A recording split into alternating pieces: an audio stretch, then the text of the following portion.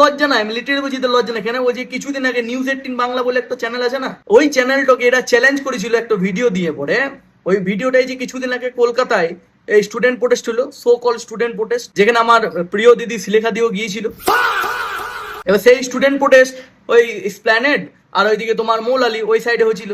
এবারে এরা একটা ভিডিও তুলে ধরেছে যেখানে কিনা কিছু বিজেপির লোক বাসের উপরে চেপে পুলিশদের উপর ঢিল, ইট, পাটকেল, চটি এইসব ছুটছে। চিন্তা করো, মানে রাজ্য সরকারে বসে আছে বিজেপি, আর বিজেপিরই লোক রাজ্য সরকারের পুলিশকে ইট পাটকেল ছুটছে।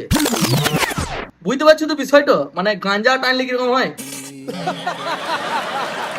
এরকম পোস্ট কিছু মাকুন নেতারা করেছে এবং তারা বলেছে যে দম আছে এই ক্লিপগুলো কোনো বাংলা নিউজ চ্যানেল দেখান দেখ, বিজেপির লোককে উঠইলো না, আর জোর করে করে স্টুডেন্টরা যেসব পিসফুলি স্টুডেন্ট প্রোটেস্ট করেছে তাদেরকে নাকি পুলিশ উঠুনছে। পিসফুলি স্টুডেন্ট প্রোটেস্ট যারা কিনা, মানে বুঝতে পারছো কিরকম পিসফুলি? আমি তোমাদের বলি, এই যে যারা নিউজ রিপোর্টারদেরকে মারধর করেছে ওরকম পিসফুলি প্রোটেস্ট করেছিল, বা ধরো পুলিশের উপর ইট পাটকেল চটি ছুটছিল, সেই রকম পিসফুল যারা প্রোটেস্ট করেছে তাদেরকে নাকি পুলিশ উঠুনছে। আর এই বিজেপির লোকগুলা যারা নাকি ইট পাটকেল পাথর এগুলো ছুটছিল তাদেরকে উঠুই নাই স্যার। अच्छा हमको सिखा रिया है।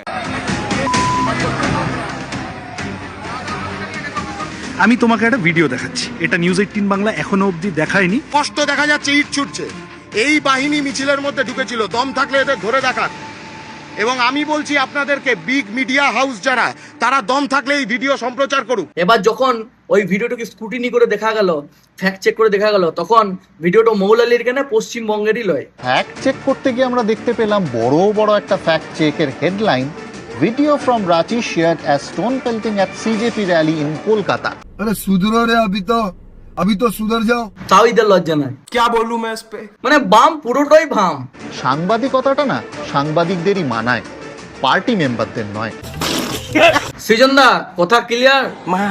কথাতে কিছু ভেজাল আছে? জয় শ্রীরাম।